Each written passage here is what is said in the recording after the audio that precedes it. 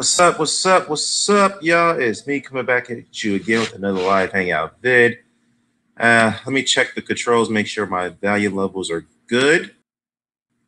If you can hear me loud and clear, please respond with a yes or a no.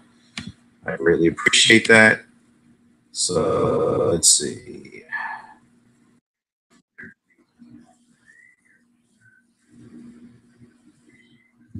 Oh, all right, no commenters yet, but that's okay. Let's see what we got here. I got one viewer coming in. All right, so let's talk about some things, guys. I know this has been a very, very, very slow weekend of boxing. It hasn't been much happening this weekend. I'm not sure if there's a couple of fights that did go down. Not really. It hasn't been much happening this week. But we do got a pretty good card next week coming up on June 9th. Of course, Terrence Crawford's fighting Jeff Horn. Then Jamel Charlo versus Austin Trout. Then Terry Flanagan versus Maurice Hooker. Now, those are all championship fights. Flanagan versus Hooker is for the vacant WBO 140-pound title. That was, of course, last held by Terrence Crawford, whatnot. And yeah, so it should be a very good, interesting card coming up next weekend. As far as this week, it's not too much. It's just some news, some updates. Particularly the news that just came out that Billy Joe Saunders had just pulled out of his upcoming middleweight championship fight against Martin Murray. And he pulled out not once, but he pulled out twice. So he both cited a bruised left hand, and this time, for the first pullout, and the second pullout, he cited a hamstring injury. And, you know, Billy Joe Saunders, his run as the middleweight champion has been very, very mixed to negative. The reason why I say that is because when he first won the title against Andy Lee, he didn't defend it over a year because he's had some of the ring issues with his weight.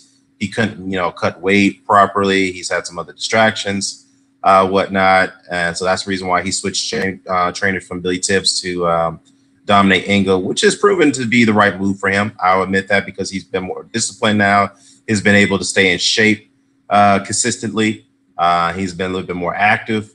But now it's kind of been kind of going back to almost square one in a way after he won the title from Andy Lee because now he's citing injuries.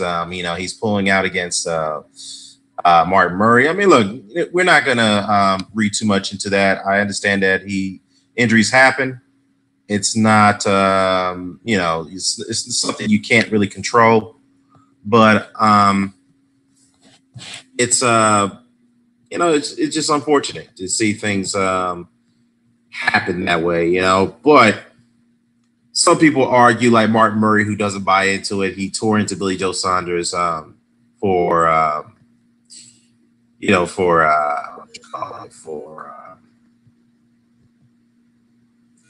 pulling out, and he's saying that. Well, first of all, he calls it shite. All right, he calls it shite. He's like, in other words, it's bullshit because he feels that Saunders deliberately pulled out of the fight because one, he believes he faked an injury because he feels that Saunders is trying to secure a lucrative fight with Canelo and or Golovkin. He feels that's what he's trying to do, given the fact that those two fighters are not fighting each other anytime soon. They're dispute over financial splits, et cetera, and certain other terms. But let me briefly give my opinion on that situation or my thoughts on that. The fact is that, look, I understand that Gennady Golovkin is, feels he's within his morale right to get a higher split. But let's be truthful here. The fact is that he's still not the A side in that situation. Canelo Alvarez is. So that's the unfortunate truth. I already said my opinion about that. I feel that he should move on from Canelo, but if he wants that big payday, he's still going to have to adhere to Canelo's terms. Either you accept the fight or you don't. Plain and simple. You're not going to really make much anywhere else other than a few fights. As I stated, maybe Murata at middleweight. But other than that, you're still going to make millions of dollars. Let's not get it twisted. But as far as getting that high six-figure payday plus that big split, yeah, you're not you're gonna only get that from Canelo at middleweight. Mariota, yeah, you may get something somewhat in lieu to that, but it's not going to be as big as Canelo. But go up to super middleweight, you could probably get that with George Groves going to the UK. David Benavidez, as soon as he gets a bit more popular, maybe that'd be a big money fight down the road. But I'm not sure how far that's going to go. What's going on, Sporting Icons? Not yet. There's people slowly coming in. I see 1224529. What's going on, sister? What's going on? Yeah, I'm doing okay. Yeah, people are coming in slowly. But I think that's what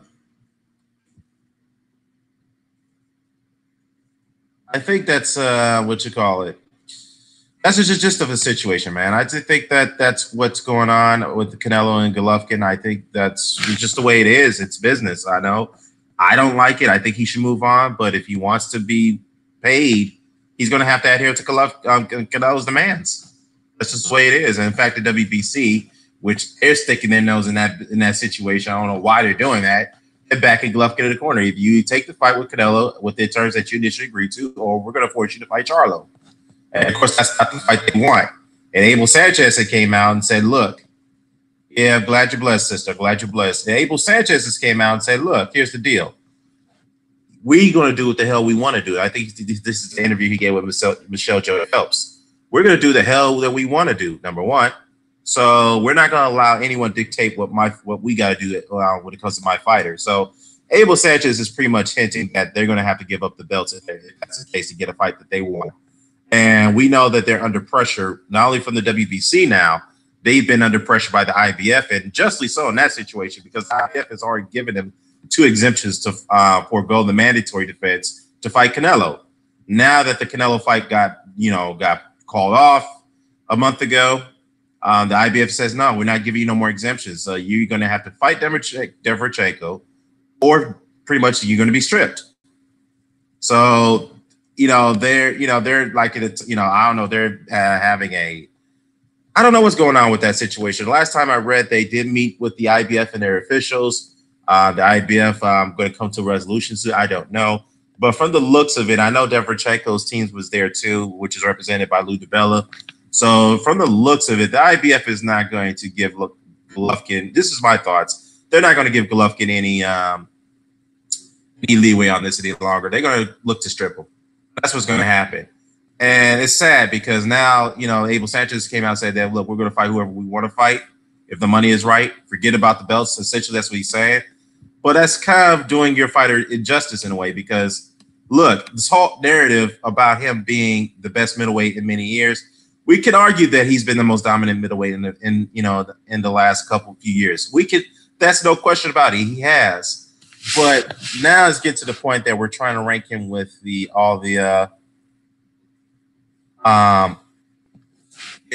part of the what you call it. It's been a debate, I should say, about where do we rank him with the other modern great middleweights. Namely, recently Bernard Hopkins and then Marvin Hagler's names came up. Carlos Monzona's names came up in some occasions as well. But like I said, some people would argue, most people would argue this case is that, look, at this point, Golovkin is not willing to fight his mandatories. He's not willing to fight he's not willing to defend his titles at this point against against all comers like he said he would do. It's funny now that the tables has turned at this point because I remember a few years back is that his team has been really running on this campaign that Golovkin has been a destructive monster. Nobody wants to fight him. Is getting frustrated that no top middleweight wants to fight my guy. But now you got some of the 154-pound guys coming up, and they're willing to challenge him. And you got a full-fledged middleweight in Derevchenko who's right there. Is not really, who's not scared. He wants to fight the guy now. It's like, wow. It's like, what's the deal? Why the 360? I understand they're looking for a big money payday now, but he could go the route that Bernard Hopkins went. I mean, Bernard Hopkins not only got big payday fights at middleweight with Oscar De La Hoya, Felix Trinidad, he still defended his belts against all comers, against mandatories left and right, against pound for pound fighters like Jermaine Taylor, even though he lost that fight. But I'm just saying, Hopkins didn't run away from anybody in middleweight. He fought everybody there. He fought all his mandatories there, and eventually moved up after his setbacks against Jermaine Taylor. So at this point, Golovkin is falling short in that situation because he's not doing that. That's what it seems like to me. But if he can somehow turn that around and say, you know what, I'm going to fight Billy Joe Saunders and then make my defenses against my mandatories, and then eventually Canelo, I will applaud him for that. I will definitely applaud him for that. Or then fight Mariota and others. I will applaud him for doing that. But it just seems like he's not doing that right now. Sporting Icon says it seems like he's between a rock and a hard place right now. Maybe lose the IBF or WBC. Well, you know what, Icons, I think what's going to happen is that it's going to be a situation. I think he's going to keep the WBC title. I really believe he does. But I think what's going to happen is that the IBF is more likely, he's going to lose that belt. I think that's what's going to happen. So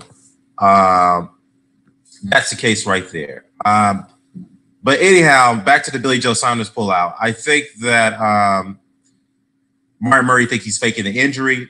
I don't know. Like I said, I'm not going to accuse Saunders for that. But the fact is that it's worth pointing out that he's had a very, very rocky title run. I mean, it's like I said, it's a mixed to negative feedback reaction to how his title run's been. So, we'll see. What's going on, Joe Host? I'm good, man. I'm good. So Billy Joe Saunders, could he be faking injury just to get an opportunity at Canelo and Triple G? Who knows? But what I can also say is that Canelo's team, Oscar De La Hoya, has hinted that they're going to make calls to Billy Joe Saunders and make the fight. Since the Canelo and Triple G talks has been stalled right now. So it is kind of a catch-22 that Saunders pulls out on the eve of that. So we don't know. But Frank Warren did say that the show must go on. They're going to still keep the card on a schedule over there in the UK. So, but Frank Warren, with his reputation of fights being called off under his watch, that he has no choice because he's up against Sky Sports and he's up against Matchroom with all with Sky Sports there. So he's going to have to keep the boxing electorate happy in the UK. And I know Sporting Icons, you can attest to that. So let's see.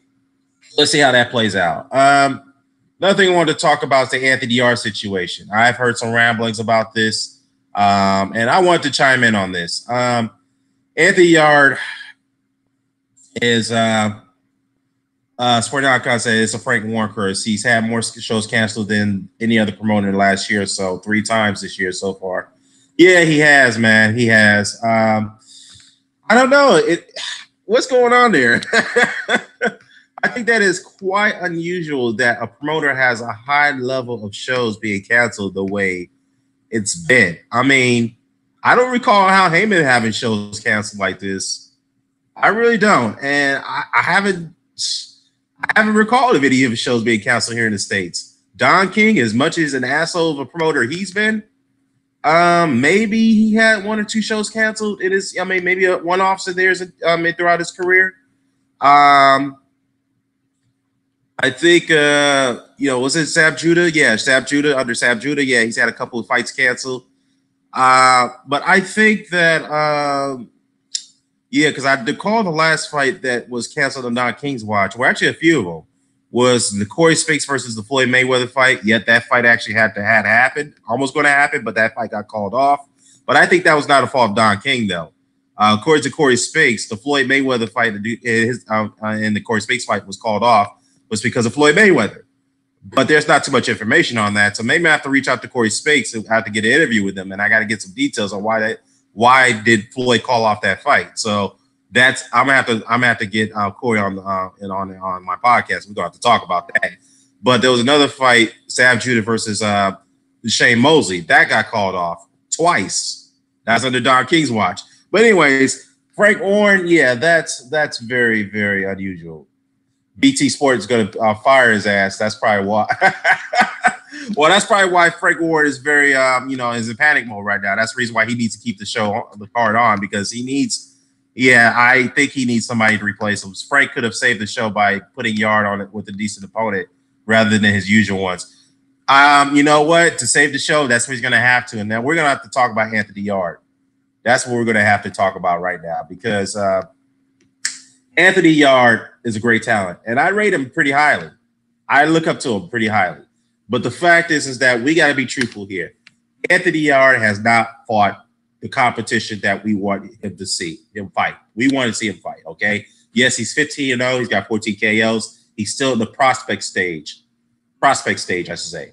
But normally, in this stage, he should be fighting domestic level opposition in the UK, like the likes of Jose Bird, like the likes of Callum Johnson, like the likes of Frank Bilioni, which he had called out, yes, but he hasn't been keen on fighting Burton and Callum Johnson, and I think he beats Jose Burton. Why isn't he not keen on fighting that fight? I think it's more so his handlers, not Anthony Yarde himself, because Frank Warren has ruled out that he would ruled out a year back that he should not be fighting Jose Burton. I remember that interview on IFL, that infamous interview where Frank Warren just lashed out. It's like, why should he fight Burton? He should be fighting Bilioni. He should be fighting Bilioni, not fucking Burton. Burton just got knocked out. Okay, we get that, but if you want to progress your fighter's career, he's a prospect. Why not Burton? Burton is a very good domestic level fighter. I just don't understand. I mean, I think he beats Burton, but why is it that they're being very, very, very cautious with Anthony Yarde? Why is it that? I mean, Tunde Ajayi, who's his trainer, there's something there about Yarde that we don't know. And that's the reason why they're being very cautious with him. They want to move his career on very, very, very, very slowly. Now, Sporting Icons, I did see your video about that with him trying, it being comparison with Deontay Wilder. That you may have a point on that. I may have to agree with you on that one, because as a Wilder fan, I didn't like the way they were moving Deontay Wilder pretty slowly. I didn't like that at all. I was very vocal about that over the years. I was like, look, man, Deontay's got like 20 semi-fights now. Why is he not fighting the better competition? What's going on there? To be fair, though, if you look at the competition that Wilder's fighting coming up, which I didn't really like in a way, compared to Yarde, you can say that Wilder's fought a bit better competition moving up before he fought with Stavert compared to Yarde at this point. So, but even so, though, Yarde should be fighting domestic level opposition. He should be, man. It's like you got Joshua Buatsi, who's only got 6 fights, calling you out, saying he's ready for you right now. And to be fair to Yarde, he did say he wanted to fight Buatsi, but his handlers don't want that fight. And I wonder what's going on there? What's the point of your fighter being ranked highly in that WBO? He's got a world ranking right now. You turned down the Proterbia fight, probably rightfully so, because it's a world level fight. He's probably not ready for that right now. I can understand that. But what makes him look bad in that situation is that Callum Johnson, who just came off a knockout win over Frank Bilioni, he just accepted Arthur Proterbiev's challenge. He's fighting for the IBF title. Now, whether Callum Johnson is ready for that fight or not, but Callum Johnson is like, look, man, here's the deal. I'm going to fight him because I'm 32 years old.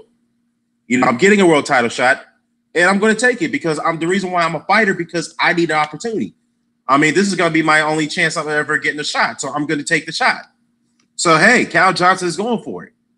And that makes Anthony Yarde look pretty bad. I'm not sure if, Icons, you agree with me on this one, man. But, I think that's, it's going to make him look pretty bad. It makes Yarde look bad that Johnson's taking that shot. And Johnson's the guy who called out Yarde. And Eddie Hearn wants to make that fight. And I applaud her to try to make that fight. And it just seems like Yarde team doesn't want that fight. It's just like, okay, then if you're not going to fight domestic level opposition, you're not going to fight Proterbiev, which is on the war level, which I can understand. Then who are you going to fight?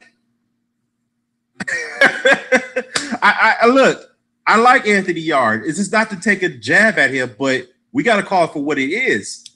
Who are you going to fight if you're not going to fight Proterbiev? Okay, fine. But if you're not going to fight Johnson, you're not going to fight Buatsi, you're not going to fight Burton, you're not going to fight who else? Well, that's domestic level that I can think of. Then, I mean, who else is there to fight? Because you're not going to get away with fighting these over level, these journeymen from European level much longer at this point. I see there's a backlash against Yarde at this point, and and Sporting Icons, you're not see eye to eye on this one. And to be fair, though, with the Wilder thing, yeah, there was backlash here with Wilder for a while now before the Tavern fight. Believe me, there was. It wasn't that as severe as it is with Yarde at this point because at that time is that we were more, at the time we were more focused on Mayweather and Pacquiao while Wilder was moving up. So that's why they were able to get away with Wilder the way they did, because Wilder was not much of a focus at that point. It was more Mayweather and Pacquiao. It was more the smaller guys at the time at welterweight, super middleweight. I mean, he's not super middleweight, at super lightweight. I'm not lightweight, super welterweight, I should say. It was more of the welterweights. It was more Mayweather and Pacquiao. That's where more of the focus was in the States back then. Than so the Wilder. But at the same time, yeah, Wilder wasn't getting away with that either. There was people who were getting upset with him fighting the guys he was fighting. And to be fair, though, if you look at the record of who he's fighting compared to what Yarde is fighting right now, yeah, Wilder actually fought better opposition. That's how bad it is for Yarde at this point. Ramon Turner says, "What's going on, Ramon?" He says that Yarde just needs to make an Instagram videos wants to make Instagram videos on his mitts. And Heavy Max trying to look pretty. I mean, he looks good on those mitts, though. I'll admit that. Ramon. Let me see. AA says that AA, what's going on, AA? He says that he needs to really step up. I agree. Icon says, look, I just can't accept him getting to 30-plus fights and not clean up domestically. What's the point of my video? That was the point of my video. Yeah, I totally agree with you, that Icons. I totally agree with you on that. It's like, look, if you're not going to fight world level at this point, we can understand that. But you got to fight domestic level opposition at this point. You got to do it, man, because if you're not fighting Burt of all people, I don't rate Jose Burt pretty highly. But he's still a good enough domestic level fighter. It's a good step up. If you're not fighting Bird, then you gotta fight Buatsi. Buatsi's only got 6 fights. And you're not fighting him. I have to say this. You're ducking Buatsi. Come on, man. And Buatsi, I think, is better than Bird, in my opinion. And you're not fighting Callum Johnson, who's now getting a world title shot against a guy that you ducked, which is Artur Beterbiev. Yeah, this is making our Yarde look very, very bad right now. I think him and his handlers are listening to our videos, and they're going to have to really going to have to make a decision on Anthony Yarde. And it goes back to my point with Frank Ward. And now that Billy Joe Saunders is backed out of the fight with Martin Murray, then you're going to have to put Yarde up there as a headliner. And you're going to have to match him up against a high-level domestic opposition. In fact, let me look at the rankings right now since we're on here. Yarde Boxing Talk, what's going on, man? He says that I agree with you. All your inputs. It's high time for now Yarde to step up in competition. Let me see. Let me see. Ramon Turner says that Sporty Icon says, I'm happy to get on with you in 5 minutes. All right, brother. All right, let me send you a link. Let me see. Yo, give me your email address and I'll give you a link from there. Cool?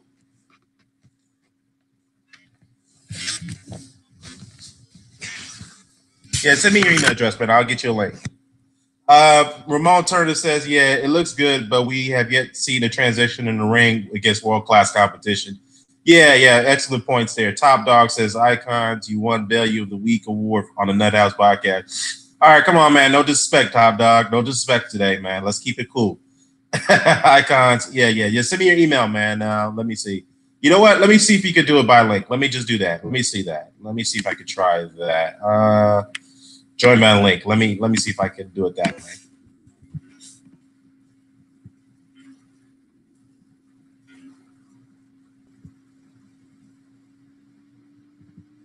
Let me change out my.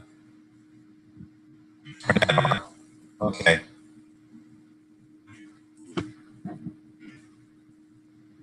All right, perfect. Okay, I'm gonna post the link right here, man.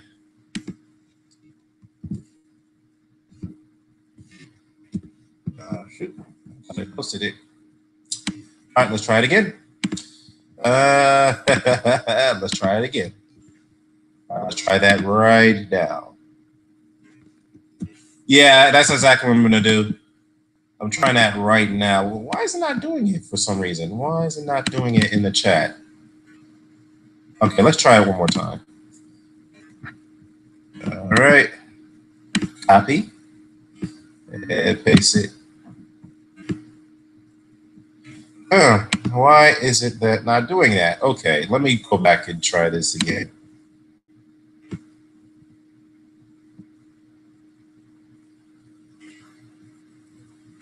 Let's try it this way. Yeah, you know what? Let me see your private message icons on. Yeah, I'll do it that way, man. Because for some reason I can't post it in the chat. Let me see. Let me go down to the comments though while I do that. AA says, "I swear, Icons, does Yarde remind you slightly of Eubank Jr. in his training at times?" Well, that's a good question. I mean, he does because it's a spam. Yeah, whatever, EJ. Whatever. I'll bring you on in a second too. So let's see. Let's see. Pop in the chat. Yeah, I'm gonna do that right now. You should request to make an appearance. It's the most honest pod, in my opinion. Twitter. Yeah, you know what? Let me send you a private chat, man. I mean, a private message on your YouTube channel. Let me just do that, man. Give me 1 second. I'll do that instead. Give me 1 second. You should get it in your inbox.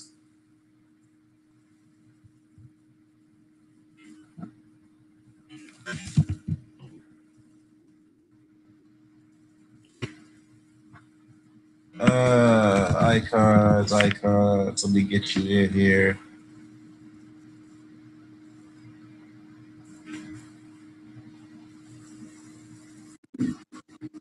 Yeah, let me go ahead and do that. The Brother Sport Icons. There we go. Hop on, man. Hop on, bro. There you go. I sent you a private message on your channel, brother. Go ahead and take a look at it. It's true. YouTube thinks it's spam. All right. Well, if they think it is, then so be it. I sent it to icons another way. Yeah, I know. They are kind of a little funny, man, like that. Are you covering the finals right now? Oh, that's right. You've been doing that lately. Let's see. Yeah, I know the I know the Warriors is up 1-0 right now, but the fact is that I know that first game, a lot of people left a bad taste in people's mouths because of the way that game was officiated. But let's be truthful here. As LeBron James and the Cleveland Cavaliers have not got favorable calls during this whole playoff run, especially that seventh game against the Indiana Pacers. Let's be real. They have been getting favorable calls. So let's be truthful here. But we're going to talk about that later, man. What's going on, bad guy? What's going on, people? Not today, Mike. All right, cool, fair enough, man. Io Abazi, what's going on, man? He says that Yarde's trainer is running his mouth too much. I think Yarde is a knockout waiting to happen. Well, I will say this about Anthony Yarde. He's got unbelievable skills. His punch output is great. He knows how to place his punches together. He's got great balance. He utilizes his reach pretty well. But the fact is that Anthony Yarde, I did see his defense is a bit leaky though, because he keeps his hands extremely low. He gets caught with that right. I saw that in his fight against a guy. I forgot the guy's name. He's a 168-pound guy who moved up to fight him, who's never been knocked out prior to that. Let me look up the guy's name. That was a bit of a good step up though. On a European level perspective, the guy was in world title fights, I believe. The guy was Nikolai Spolaka. Yeah, that was the guy. Yeah. He was a bit of a good step up because he was a world title challenger. He's had some experience. But in that fight against Spolaka, Yarde, credit to Yarde, he was the only guy to knock him out or stop him. But Spolaka was hitting him with some rights, and he was hitting him repeatedly, even though that fight only lasted 4 rounds. So that's something about Yarde that, and he took those punches pretty well, I guess, because of the fact that Spolaka's power didn't really carry up to 175. So that would explain it. I think that right there is one of Yarde's deficiencies right there is his defense. And he was getting clipped a bit in that fight. So, let's just see how well he reacts to a guy who punches much harder than Spolaka, like Boazzi, maybe Burton, whatnot. So, yeah, I'm just wondering, who's he going to fight if he's not going to fight those domestic level guys? I mean, you're not going to fight a guy on world level yet because you turned down the Peterbian shot. So, well, who's he going to fight? So let's just look at the rankings right now. Let's just look at the rankings, okay? Let's look at light heavyweight on a domestic level. World level, no, let's look at the UK level. The United Kingdom. The United Kingdom, light heavyweight. Okay, here we go. Light heavyweight. Bam. Active. Okay, so Anthony Yarde is the number one rated light heavyweight in the UK. Callum Johnson, which he turned down to fight against. Leon Conroy is there. Jake Ball is there. Boatsi, which we already mentioned, is there. Ricky Summers, Nathan Thorley, Greg Richards. So those are the top rounds out the top 10 right there. So I'm trying to figure out if is he going to fight any one of those guys at all, man. Uh-oh, sorry, guys. How that happened? All right, there we go. Sorry, guys. I don't know where that voice came from. So I'm waiting for Sporty Icons to get in here, so we'll chop it up a bit. But yeah, I just don't know what's going on with that team, man. It's just no excuse for Yarde, man, at all to not be fighting domestic level opposition. It's just no excuse. Io says that his trainer's running his mouth too much. I think, yeah, we already said that already. I'm telling you, he's got chin issues. That's the only reason why he's excused for ducking everyone. Yeah, well, look, here's the thing. If he's got chin issues, then that's no excuse, man. He's got to make that up. Because I could go in time and I can name very, very, very great fighters who didn't have great punch resistance. I mean, Floyd Patterson is an excellent example. I mean, the guy's had punch resistant issues throughout his career, but he's made up for that by his multiplicity of skills and his speed and his ability to move in angles. Terry Norris, same guy, same situation. Some people rated his chin as one of the worst in history. But to be fair, though, he got knocked out against guys who were very hard hitters. But, you know, Amir Khan, who's known to be a notorious chinny guy, but Amir Khan makes that up for his speed and his agility and his athleticism. So Yarde's going to have, if his chin is his issue and his punch resistance is his issue, then he's going to have to make up for that. No excuses. This is the fight game. You're going to have to find a way to negate the way you're getting hit. That's just the way it is, man. Frank Warren says that Frank will always say the same story. They rank below him. I'm like, well, yeah, true, but I mean, if you're not going to fight Callum Johnson, which is evident, you're not going to fight Burton. Big Leone got knocked out, so I'll be surprised if they make a fight with him at this point. But if they do, all right, hey, it is what it is. Jake Ball. I mean, if you're not fighting Boatsi, then okay, then you got to fight Jake Ball. You got to fight Conroy. Did Conroy have a fight recently though? If I'm not mistaken, he probably did already. Then if not, then fight Conroy. Then you got to fight Summers. Then you got to fight Thorley. You got to fight Craig Richards. So those are the guys you got to fight. Let me see. Io says that Yarde and Dubois are two guys who need to be left alone for 18 months and fight every 2 months under the radar. Well, Dubois, okay, he's still developing a bit, so it's a bit too soon because Dubois hasn't really had that many fights yet. So he's slowly being progressing a bit. So to be fair with Dubois is actually moving a bit better, in my opinion, than Yarde. So we'll see how. But I'll be paying attention to Daniel Dubois closely. So we'll see how that how that comes about. But yeah, Anthony Yarde needs to. He needs to do something, man, because I will be on his ass too, just like you guys are. He needs to fight. He's got to have to fight somebody. He's going to have to do it. Straight up. Again, we're not asking him to be, fight war level right now. We're asking him to at least step up in competition. That's all we're asking him to do. Do it on domestic level. That's what he needs to do. So let's talk about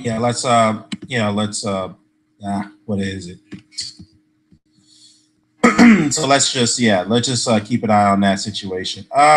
The next thing I want to talk about real quickly is the truth that sets you free. The truth shall set you free. I just want to dive on this real quickly. Just a bit of a response to the guy that I had back and forth with recently.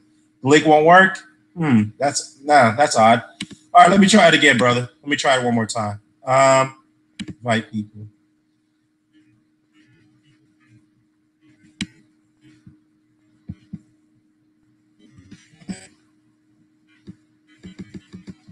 Why is it not? try it this way.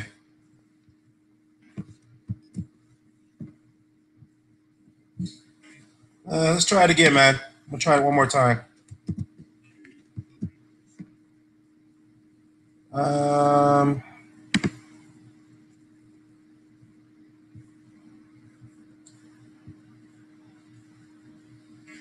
right, let's try it this way.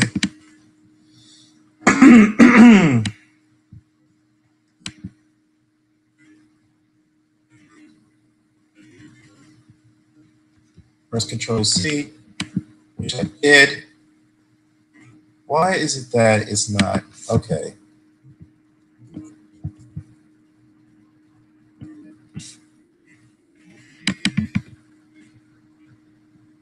All right, let's try it another way.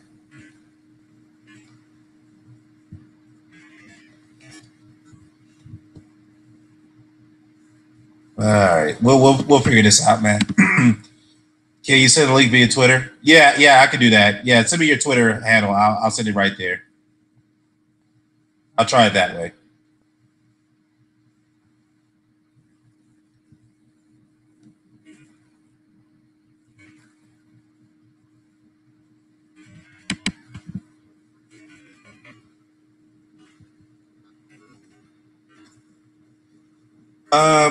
Yeah, but while I do that, I just wanted to say, make one comment here about the back and forth that I've had the last couple of days with the guy in Taiwan. He made a recent video about his stance on certain things. I'll have to admit, even though he and I had our beefs. All right, cool, man. Okay, he and I had our beefs, but I do appreciate that his honesty and his candidacy on why he make video titles the way he does. I do appreciate that he's been honest there about the fact that he admits he does do the clickbait. to grow his channel, which I do appreciate that, and that's being honest right there. I really appreciate that. But let's be a little bit truthful here, though. You know, let's be honest. You did the B start with he and I is that you didn't. He called me a delusional and moronic when I didn't agree with him on Golovkin. I was being respectful. Now let's be truthful here. All right, you made a video calling what's his name? The ring IQ emotional guy, and he didn't disrespect you. So let's be truthful here, man. Let's be truthful. All right, let's just be a little bit truthful about that. Let me get Sporty Icons on here. Sporty Icons. Oh, there you are, brother. Okay, let's try it this way. Let's see if this works here. I'll call you right back. Got you, brother.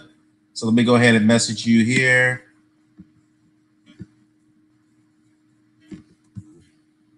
Let me see if this works. Try it now, brother. Okay, I sent you a message, man.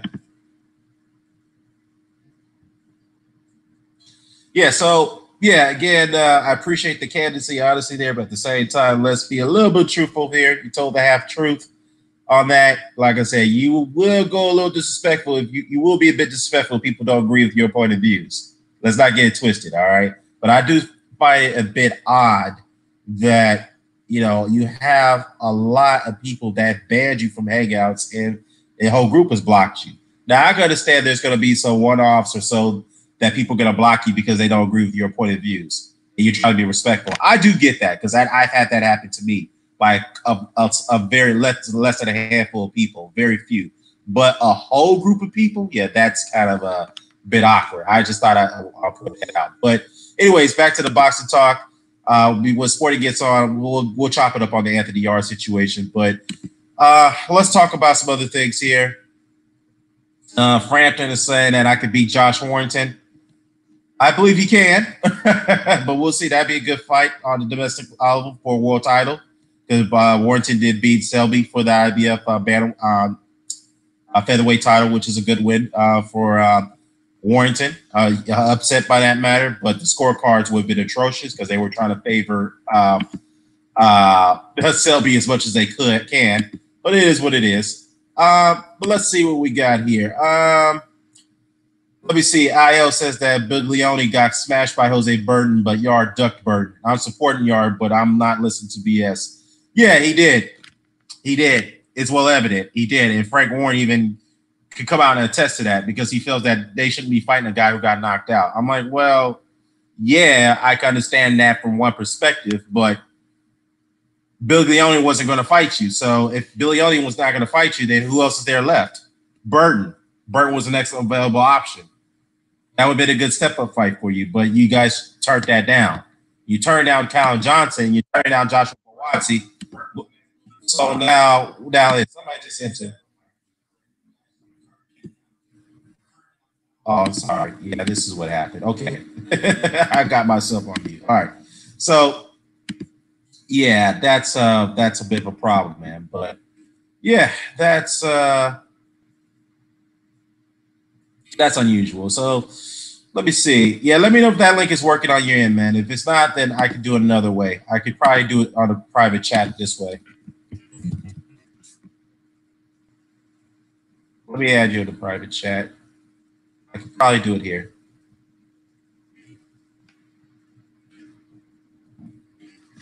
Sporting icon.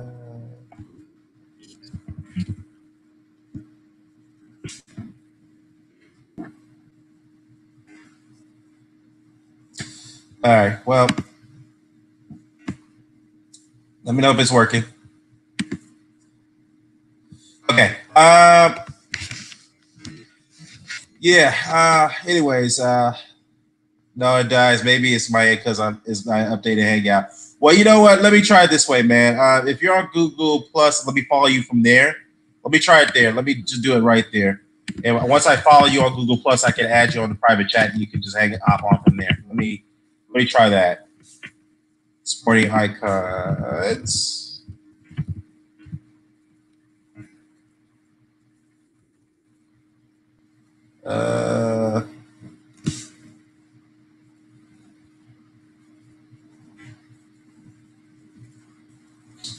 Yeah, let me see, man. Yeah, let me see if I can get you there. All right, people. Okay, let's discover people. Let's see.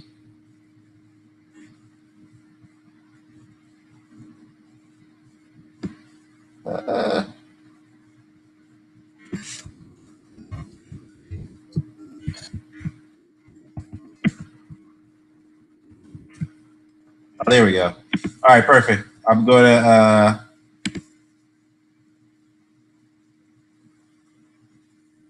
Really? How did that happen? Wow, this thing is strange.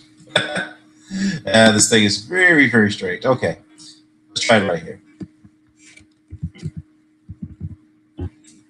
Doop, doop, doop, doop, doop, doop.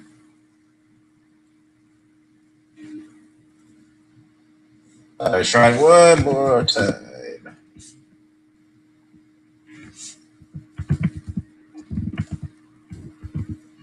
There we go. Cool.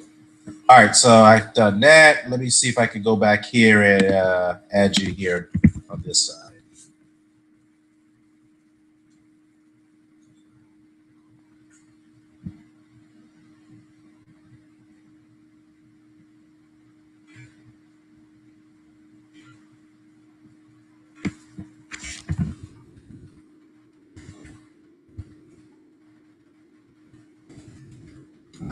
I just followed you, so I can't.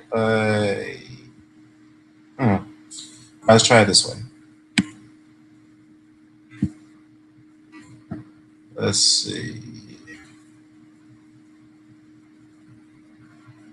All right, hang out.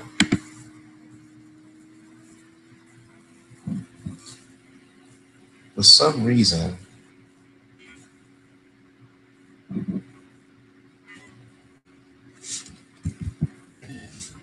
why is it not doing this way? Because I'm following you.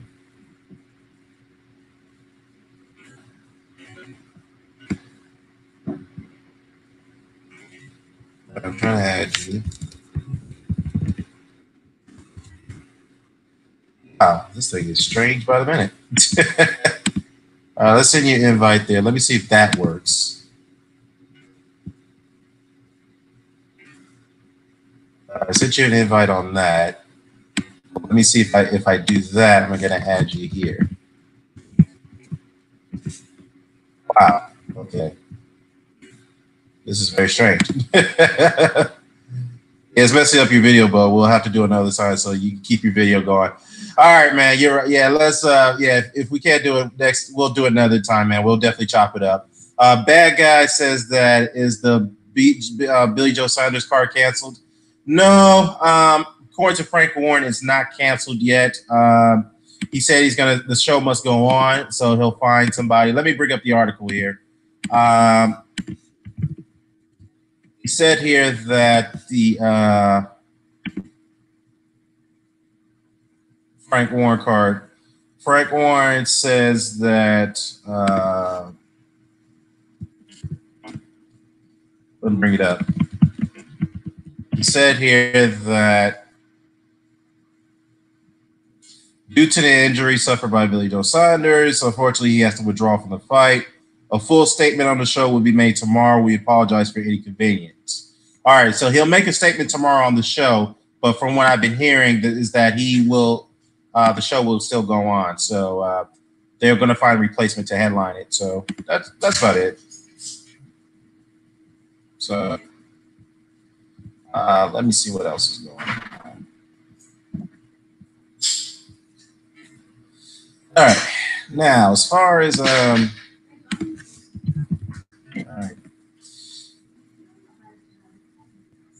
right. Now, as far as let's see, let's talk about something else. Okay, let's see, Jeff Horn versus Terrence Crawford, very good fight. I expected Crawford to win it, but we'll see how well Crawford performs because Crawford's, he's been inactive quite a bit. He hasn't fought since the Ndongo fight. That's been since last August, so it's been almost a year now since Crawford's fought. So that's a pretty long layoff, So, we'll see how that turns out. And to be fair, though, Jeff Horn hasn't been quite well. Jeff Horn's been a little bit more active than Crawford, but so we'll see how that plays out. Somebody maybe you can send the link here. Yeah. Let me try it right here, man. Try it now.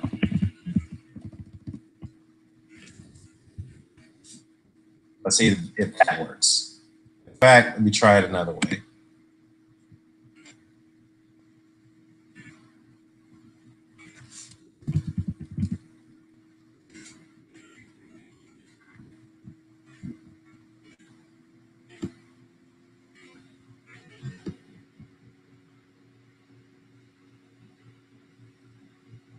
Actually, you know what?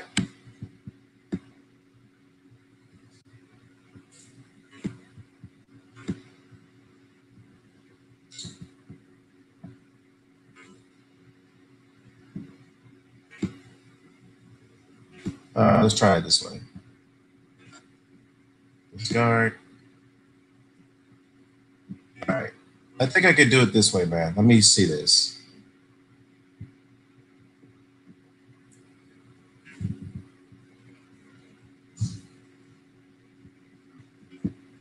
I think this link will work. Yes, babe, I will. Sorry, that's my wife. Give me a few minutes. Yep. Yes, baby, I will. So we won't be long.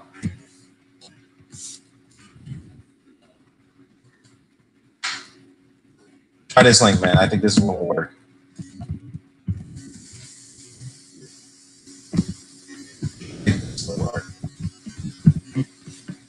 Yeah, try that link, brother. Let's see if that one works.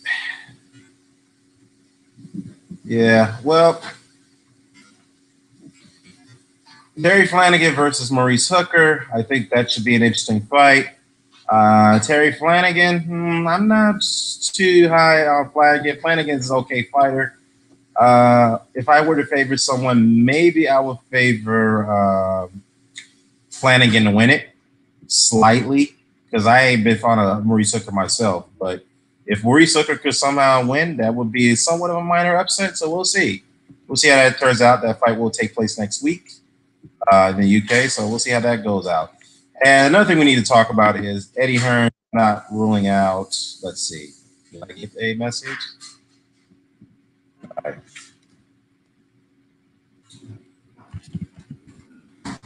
Perhaps.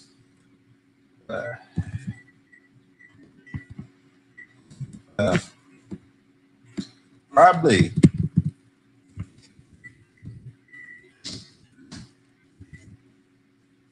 Maybe next time, man. Well, let's talk about the Eddie Hearn.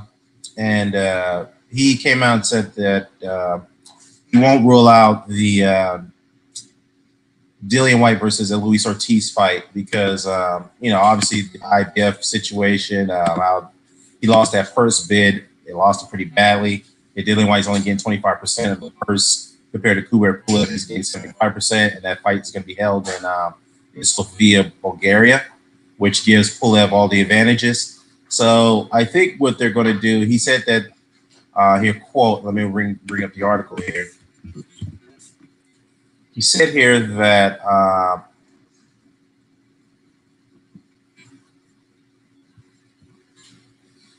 Boazzi fighting in the UK. No, we ain't talking about Boazzi. That name just can't get out of my mind. So Eddie Hearn is not ruling this fight out between Dillian White and Luis Ortiz. He said there's a sticky point here that White will only face Ortiz if the WBC will sanction that as the final title eliminator, which means that it will still be a final title eliminator, but it will be the mandated final eliminator, not the secondary final eliminator, which means, again, if Wilder is forced to face Dominic Brazil will not be made a mandatory fight. It would be named a voluntary fight. And Hearn says that Ortiz has done it before, of course, and he won a lot of money. But if we're guaranteed to be the WBC mandatory, not the secondary mandatory, or whatever people have been talking about, Dillian would jump on that fight right away. He absolutely has no fear of fighting anyone, so Ortiz will be a much tougher fight than Pulev. But a great fight, and one to think that it will really capture the people's attention. Sometimes when you're number one or number two with all the governing bodies, these times are the most frustrating because you've got there and then it doesn't happen overnight unless you're an easy fight for someone and you don't get to get the shots as quick as you like. And Dillian is definitely not an easy fight for anyone. Well, yeah, I mean, I would agree with Eddie Hearn to an extent right there. Yeah, I mean, the WBC is doing them wrong. It is. But again, they do have that discretionary rule is that when you're a silver champion or if you're rated number one, that does not guarantee you the mandatory shot. The Board of Governors will have to vote anonymously to make you that status. And Dillian being a silver champion does not give him that right. I mean, from a principle standpoint, he is rated number one, so it should give him the right to be the mandatory challenger. But I'm using Eddie Hearn's words. They have no problem fighting in the final eliminator as long as they guarantee that shot. But I find it a bit a bit of a 180 in that situation because at first Hearn didn't like the fact that Ortiz was named the opponent for the final eliminator. He didn't like that. Neither did White. But then they kind of came into a compromising position, said, okay, we'll fight Ortiz as long as we are guaranteed that we are the final eliminator, not the secondary mandatory.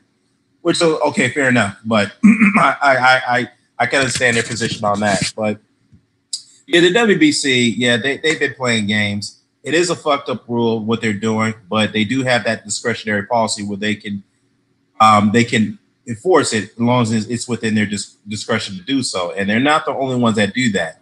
All the sanctioned bodies have that discretionary policy. But the IBF seems to be are the ones who kind of are more enforcing their policies than the other sanctioned bodies. So it is what it is on that.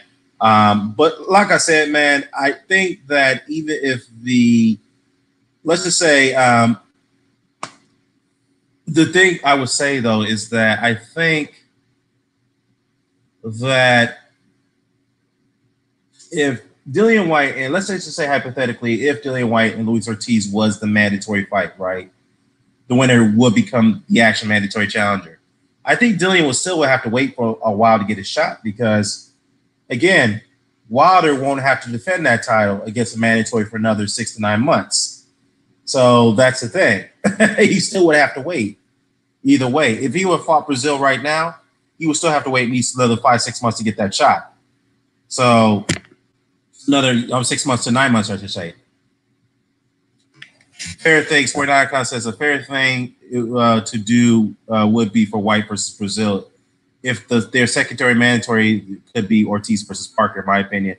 You know what? I actually like that. I actually like that idea. I think that would be fair.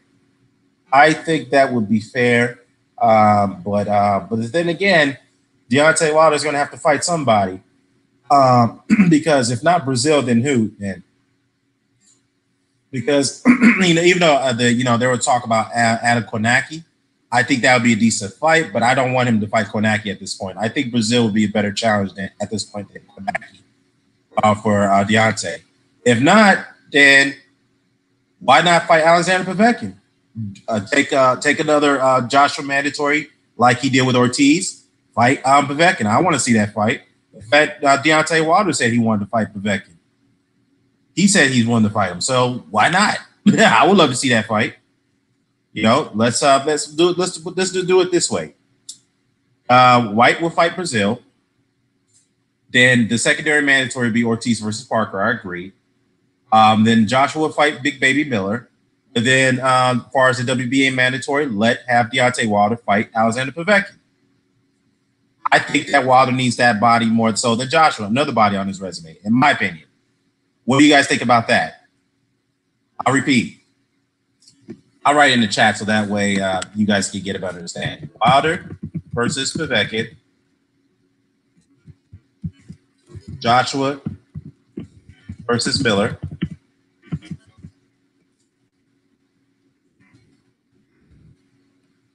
And then you have, what did I mention? Yeah, you have, like you said, for Sweaty Icons, you have Ortiz. Let's see, you have White versus Brazil.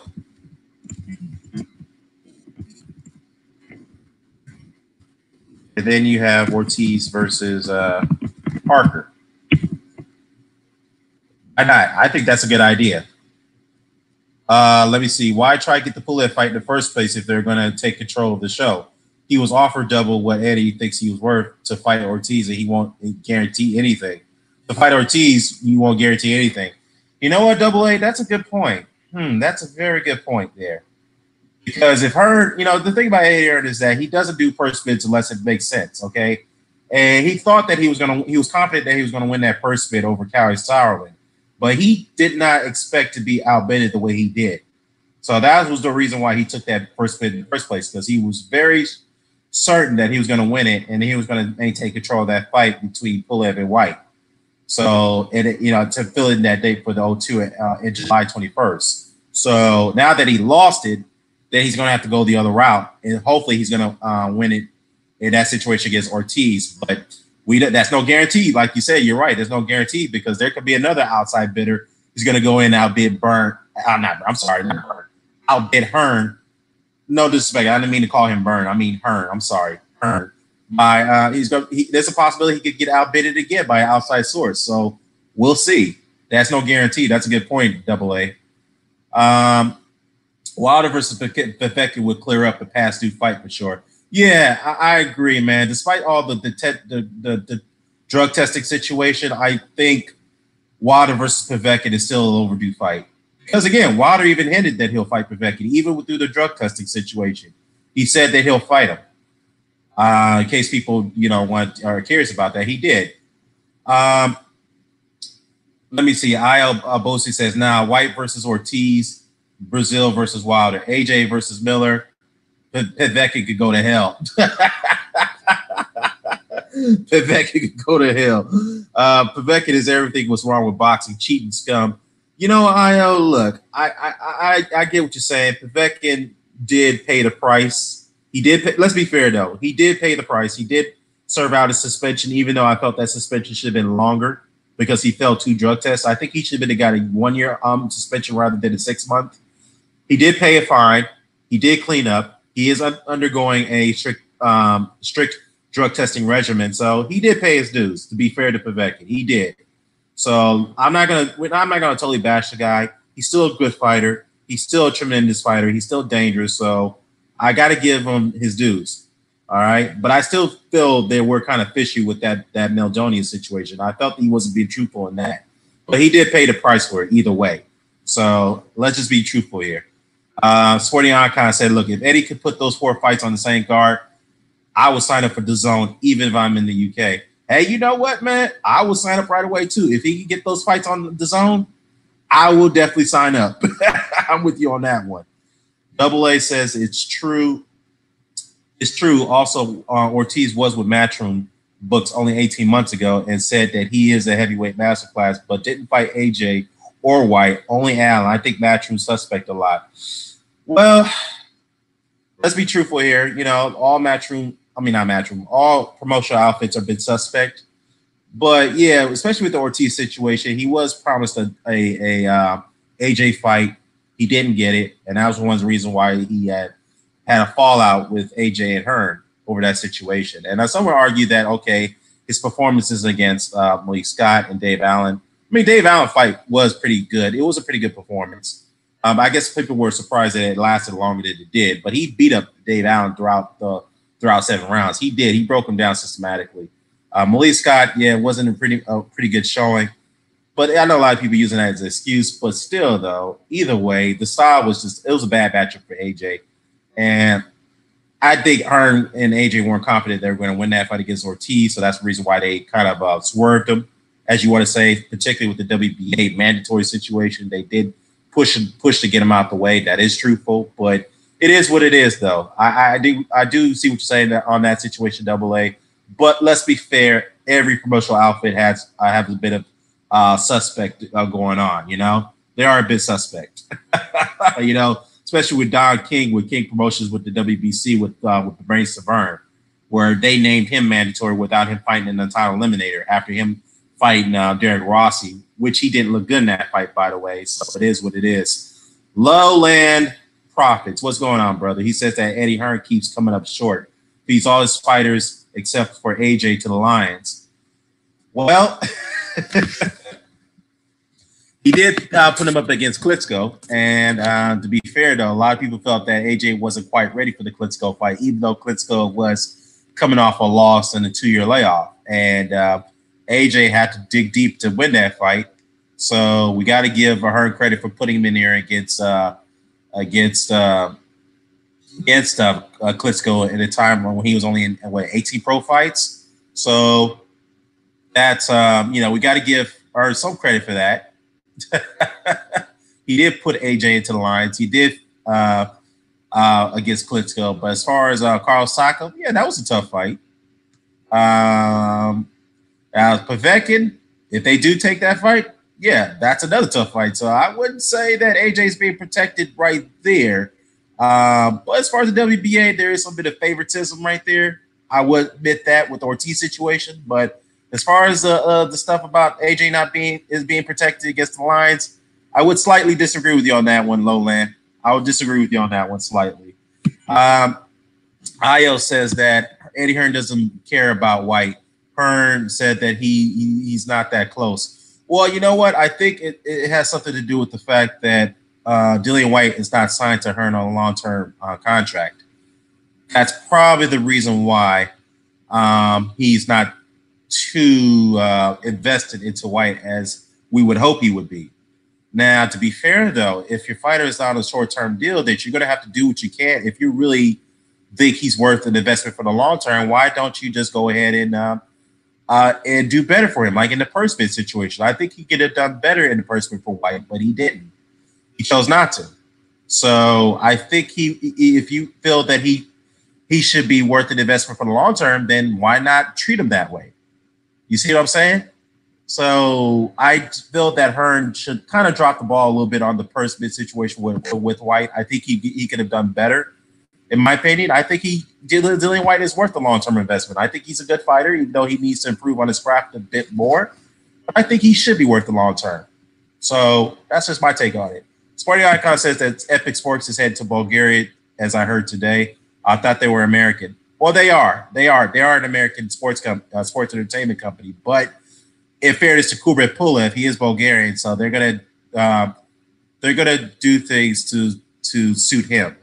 So that's why they're heading to Bulgaria right now. Just make him feel more comfortable where the fight should be held, to give him the advantage, you know? So that's what they're doing. Bad guy says that Povetkin wants that Joshua smoke, period. Yeah, I think Povetkin sees Joshua more of a winnable fight at this point. Let's be real. He did say he wanted to fight Wilder, but they haven't been calling out Wilder as of recently. I know because of that lawsuit situation, they're tied up in court right now, so that would explain it.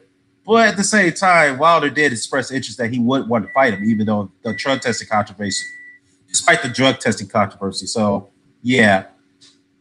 Allen is a rhino.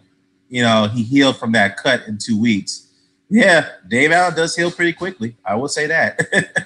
Io says that AJ Wilder knocked out Povetkin, but he is like 6'2" at best, but he doesn't have the reach or one-punch knockout power.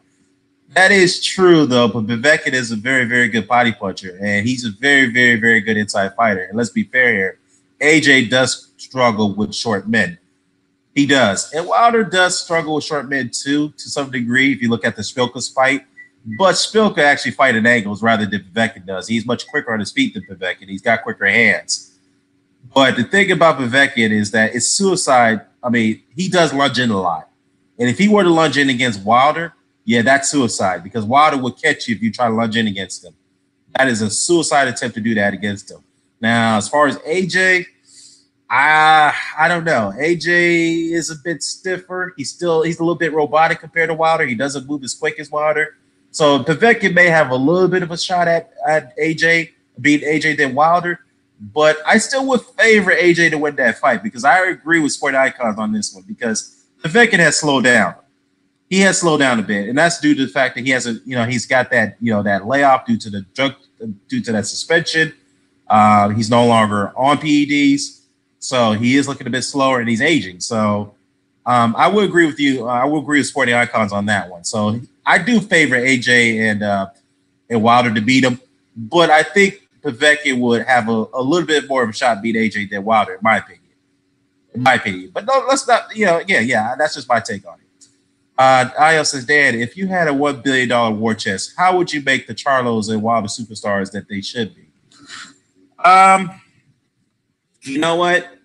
Good question. I would focus on the marketing aspect on it, the advertising, make them be out there periodically through the public, make them do various rounds of media outlet appearances, such as like Wilder's doing right now with the Breakfast Club here in New York.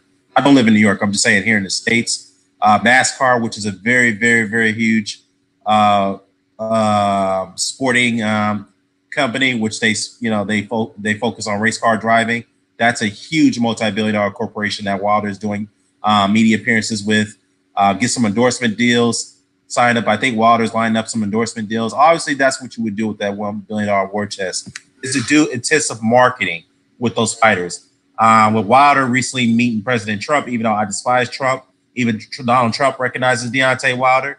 It could be a good PR move, but then again, it could be a potential bad PR move, given the fact that Donald Trump is very toxic in a way. So as far as marketing those guys, I would definitely focus on them being out there more frequently.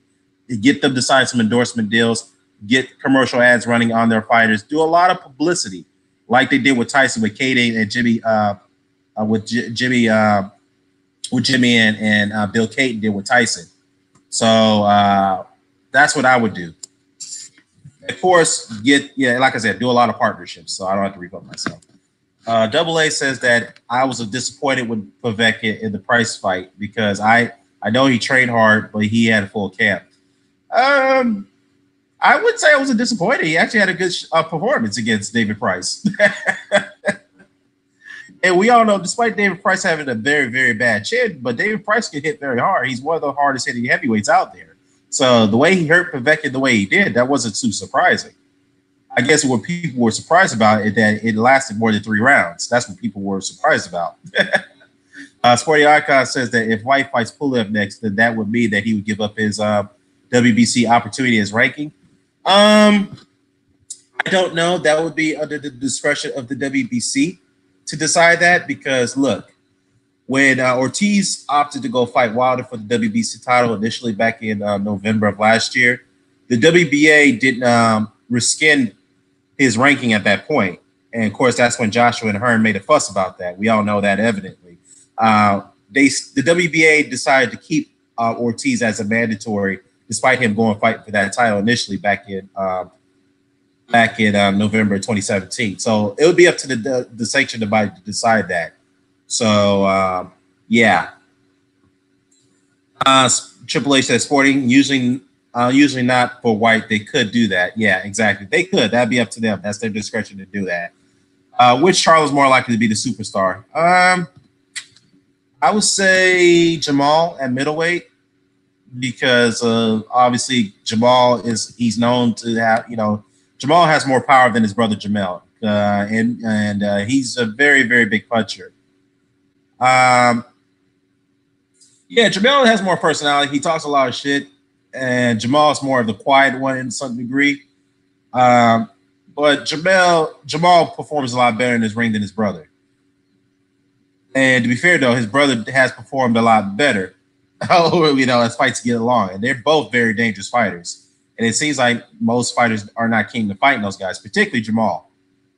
Jamal seems fighters, except for Danny Jacobs, he's keen on fighting him, but most other fighters don't want to fight that guy for some reason. Golovkin is not keen on fighting him. Black Lads, he said Jamel. Yeah, I agree. Yeah, we talked about that. The Charlos are the future, young, bolstering, and they back it up. Jamal has a higher ceiling. Yeah, definitely agree with you on that one. I definitely agree on that one. So yeah, let's see, man. Let's see. But again, guys, as far as Eddie Hearn is concerned, I've criticized him, but I do support what he's doing, man. I support this own platform. I support what he's trying to do for the sport of boxing. He's done a lot of good things, even though I disagree with some of the things he's doing. But let's be honest. All promoters and all managers are going to do things that people don't agree with. They're all going to lie. They're all going to, stretch the truth out to a certain degree. They all do it. It's nothing new. So I think it's a bit unfair that most people who don't like Eddie Hearn single him out being a very bad promoter. No, he's a very good promoter. Very good promoter. He's done good with his fighters. He pays them pretty well. Even though there are fighters who don't like what he does, they all part ways with him. Who doesn't? Heyman, even though he's not a promoter, he's known to have good rapport with all his fighters. But there are some one-offs like Bonez Monterosian and Miguel Vasquez. So I get that. Honestly, Sporty Icon says, honestly, I would worry for Jamel against Triple G. He needs a couple more fights. I don't know. I don't know about that. I think Jamel is ready right now. I think he's ready for that fight. I think that Triple G is the one who's going to have to worry about it a little bit more because he realizes that he doesn't have the greatest defense in the world. He knows he gets hit a lot against guys, but he's going up against a guy who hits a lot harder than Canelo Alvarez, in my opinion. Mind you, Jamel is a guy who even put guys down with his jab. Okay, that's how much power he got in both of his hands. I mean, if his jab is putting guys down, what does that tell you? So that is a far more dangerous fight, in my opinion, for Triple G than it is for Jamal, in my opinion. And Abel Sanchez and his team acknowledge that. That's why they're not keen on fighting Charlo right now. That's why they're trying to dismiss that fight. So Double A says that I agree with the Charlos would be the faces of boxing. Seems very wise, but I can't tell them apart yet. Yeah, that is true. It is kind of hard to tell the brothers from apart. It is in a way. But to be fair, though, Jamal, to me, is a bit of a better fighter than his brother, in my opinion. Black Lad sees that sport icon. Jamal is ready now, bro. Let them scrap over. Yeah, I agree. Io says, watching the Centeno Jr. fight again. Jamal hits a lot hard. Got hit a lot trying to finish, so I can't do that against Triple G. You know what? That's a good point, Io. Jamal did get hit against Julian Williams too. He did get hit quite a fair share in that fight, and Triple G does hit a lot harder than Centennial and Julian Williams. So to potentially, he's going to have to tighten up his defense against Triple G. So we'll see. But in all fairness, though, Canelo was getting hit quite a bit against Triple G himself, and he took Triple G's power extremely well. So that right there, I don't know. Maybe Triple G's power is not what it is, but I do know he hits a lot harder than Williams and Centennial. I do know that. Let's see. Spotty Icon says that exactly what promoters are not shady. Fair enough. Yeah, again, Eddie is a good promoter. It's just to me, it's unfair that he's being singled out as the baddest promoter, the worst promoter in the world, which he's not. He's not the worst promoter in the world. He's actually a very good promoter, believe it or not. Double A says that he is a quality promoter. Just worry for him in the next few years. Yeah, it depends on how well he invests his money, especially with the DAZN investment that he's got. So he's better. He's got to have to do it very wisely. He just not throw out money like I hate to say this, like Heyman did with BBC when he initially got that $500 million deal with that investment firm with Wallow and Reed, when he just burnt through that cash. In my opinion, he didn't really use it wisely. Yes, he used most of that money to get these fighters paid fairly, but he didn't do good matchups with that money. That was the problem, and that's one of the things I criticized Heyman for. Even though I support him, but I criticize him. It's like, look, man, you can't just give these fighters big purses and not fight top quality opposition. You can't just do that. Expect people to watch the content for free and appreciate that. No, when you offer a free product, you got to make sure that that free product has good quality content. And that's one of the criticisms that Heyman got. You just can't do that. And I'm sure that's the mistake.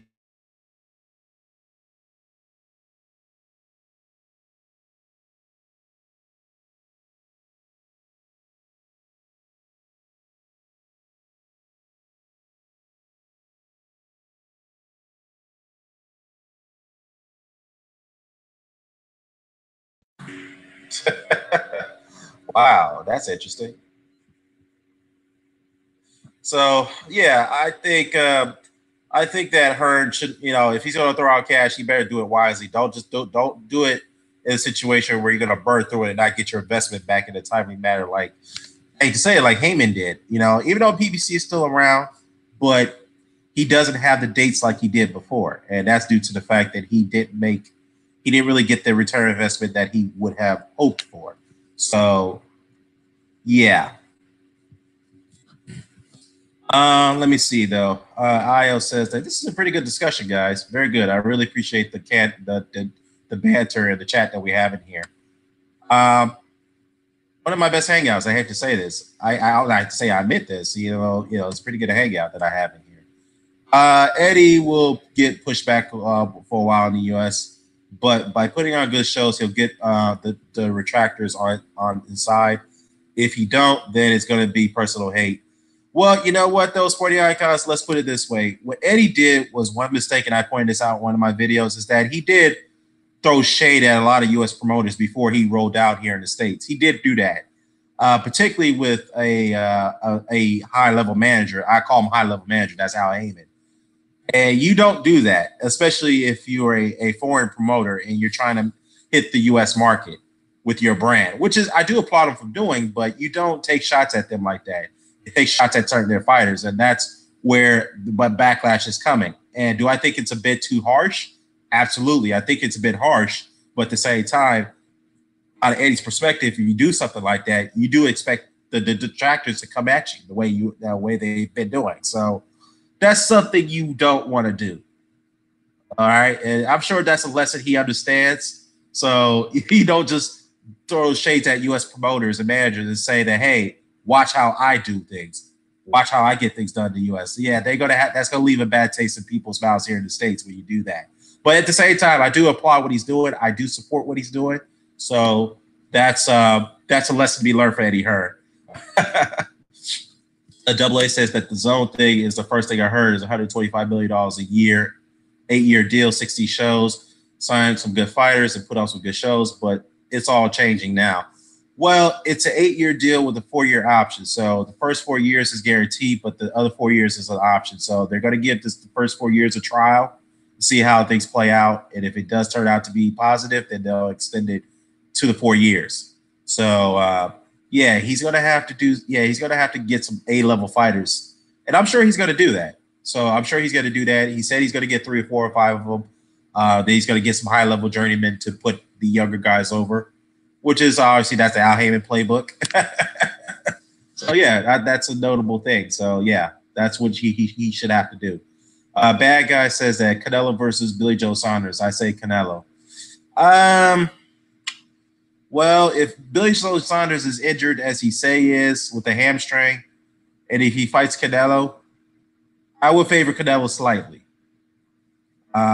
Because here's the thing about Canelo Alvarez. Canelo Alvarez is not as quickly. He's not as fast on his feet as Billy Joe Saunders, but he is fast enough to catch you with those body shots, like he did with Arizona Lara.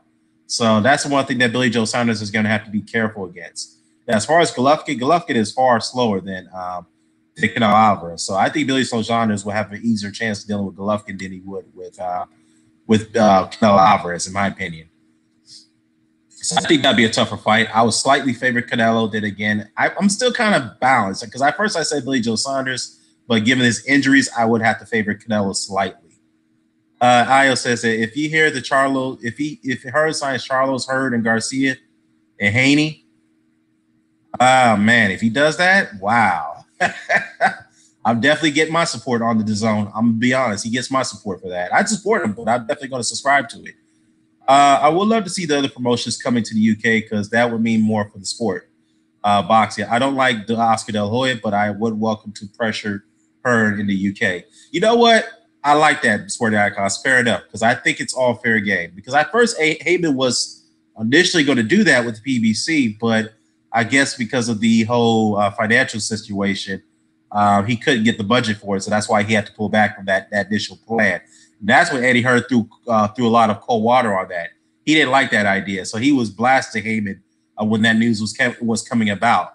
So, and now Eddie Hearn now knows what it's like to have somebody invade your backyard, especially from another country. So he knows what it's like, you know. But again, I do support that idea. I do agree with you on that. The other promoters should come to the UK and try to put on more events. That would be more competition, and I mean that competition is good because it will force Hearn to work a lot harder to put on some good cards, put on some good shows, you know. Yeah. Oh no, y'all, that's my wife talking. Yeah, babe, I'll be done in 5 minutes.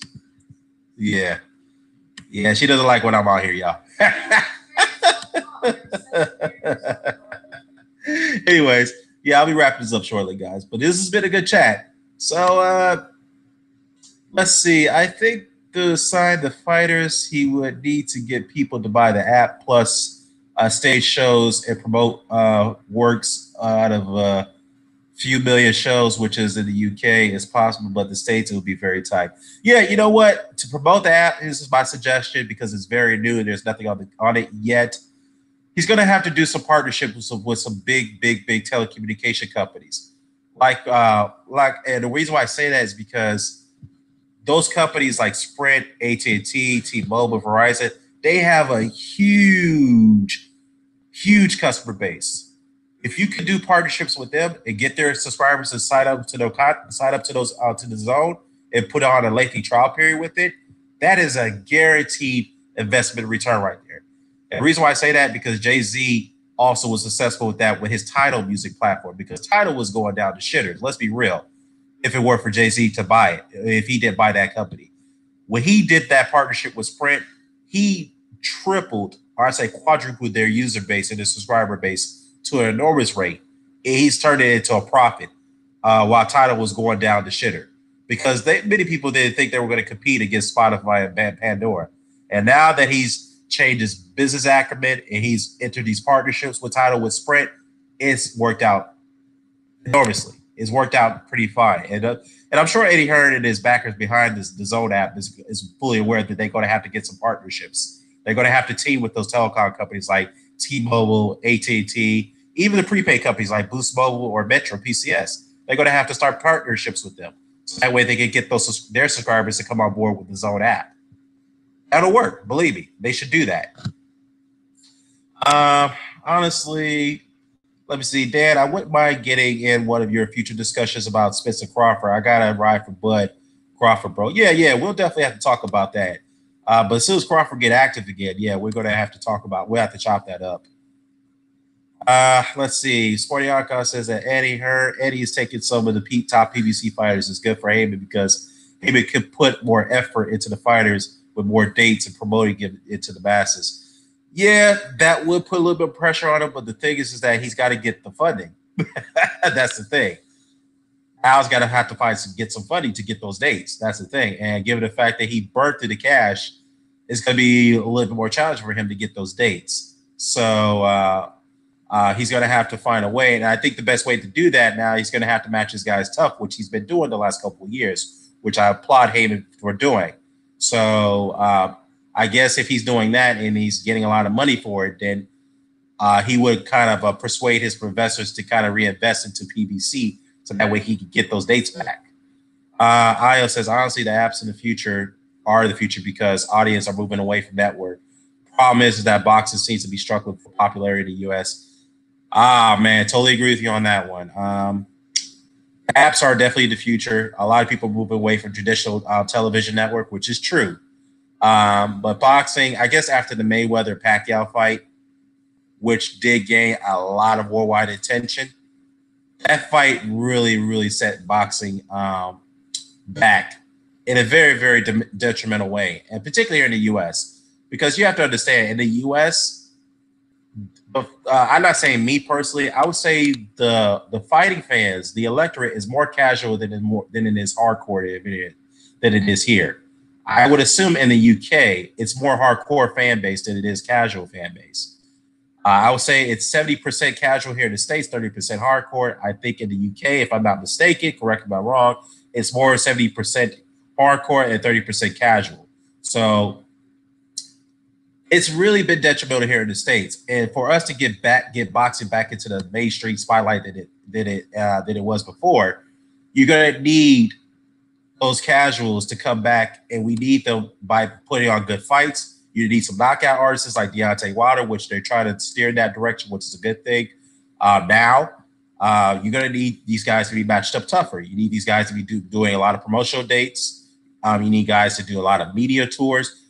That's what boxing needs right now. We need those knockouts again. And that fight was a huge letdown. Yes, Floyd did what he had to do, but all fairness, two men make a good fight. But the fact is that Pacquiao couldn't do nothing to him in that fight. And Floyd was playing it too safe in there, and he didn't knock him out, and that pissed off a lot of fans because fans pay to see knockouts. If not knockouts, let's see a dominating performance when you're beating him up badly to the point that he's not willing to quit. That's not what he did to Pacquiao. Pacquiao was not even remotely hurt in that fight. I mean, he got stung a couple times, but I mean, Pacquiao wasn't really hurt. I mean, he was still coming forward, trying to make the fight, but it was just a big letdown between both men. Both men performed not up to standards. It was just a big letdown. It was bad. It was just an atrocious fight. Let's be real. Let's be real. And yes, guys, I'm not a Floyd fan, but I'll admit Floyd did win that fight very comfortably. And the Manny Pacquiao fans still can't let that go. Yes, Manny Pacquiao lost that fight. I'm surprised people believe that Manny won that fight. I know that's a long time ago, but I just thought I'd bring that up. Heard there's a lot of money behind Eddie Hearn. Yeah, it is. It is. Promotions cost so much in the UK. In the UK, it would be a national promotion for each event. I didn't know that. Promotions cost so much in the UK. In the States, it would be national, but I think it'd be more expensive. My wife runs a small makeup company, so she spends a few thousands a year, and that's just local. Yeah, man, running a small business can be very, very costly. Believe me, I had a small business at one point. That can be very costly to run it. And what you're going to have to do is that you're going to have to realize when you run a business of any sort, you're going to have to fork out a lot of money. And you're going to expect a loss initially in the first year. And that's a short-term deal. In the long term, expect that loss to turn into gains or turn it to be even in the later years. That's what you're going to expect. It's going to be a very, very mild situation that if you run your business in the first year that you're going to gain profits. That's going to be very, very rare in some cases. But if you can do that, then hey, that tells you something. You're doing something great, you know? Let's see. Black Latino said, too bad AJ doesn't want it. If he doesn't want to sell his soul, here we go. AJ Wilder talk. Yeah, that's why AJ approached Wilder, because he's scared. Well, AJ can't handle a woman like Sophia. All right, y'all. Come on. Let's keep it civil, man. Come on, guys. We were doing great for the last couple hours, man. Come on. But let me say this, guys. Both AJ and Wilder should fight. It should happen. I think they both want it, but they both are trying to seek advantages. I think AJ more so is trying to seek advantages more than Wilder. Let's be honest. I think he is. Uh, I think he is. I think that's what's going on. Given the fact that they're willing to go to the U.S. and fight Big Baby Miller, and they're willing to fight Klitschko in a rematch in the U.S., they have no problem with that. But Wilder, I think they're not too sure on because I think that's a far more dangerous fight than anything else. And they think that they're trying to get as much advantage as they can, and especially in the UK. That's why they want that fight over there. So I mean, they are the A side. They are within the right to believe that, but again, I think AJ wants more advantages against Wilder than any other fighter. That's just my take on it. All right. So, in fact, Barry Hearn and some of the people who came out, like Roy Jones and Teddy Atlas, saying that he should put off that fight for another year because they feel that he's not ready for the Wilder fight. This is what they've said. That's just not me saying it. I disagree with those three. I think that AJ is ready for Wilder. I think he should take that fight. But yeah, man, I just think that them saying that is kind of making AJ look pretty bad. I just why would they come out and say that? So it is what it is, man. But anyways, y'all, I think I'm gonna head off here. It was been a great discussion, man. Sporty Icon, shout out to you, brother, man. We're gonna have to chop it up live someday. We will. Black Latin C's, Bad Guy, Joe Host, 1224529. Much respect to you, sister. Double A, great discussion with you, man. Io Abuzis, as always, man. Undisputed in the UK, so first time in history. What is why I wanted the UK? Yeah, you know what, Sporty Icons, I don't fault you for that, man. I agree that's what you want and that's what you guys deserve. I totally understand where you guys coming from on that, but hey, 50 million is what AJ wanted. 50 million is what he got. And he turned it down, so it is what it is, man. So it kind of makes him look kind of bad, though. I hate to admit that I like AJ, but it is what it is. But yeah, peace to you guys, man. We'll definitely chop it up some other times. So other than that, I am out. Peace and on to some basketball.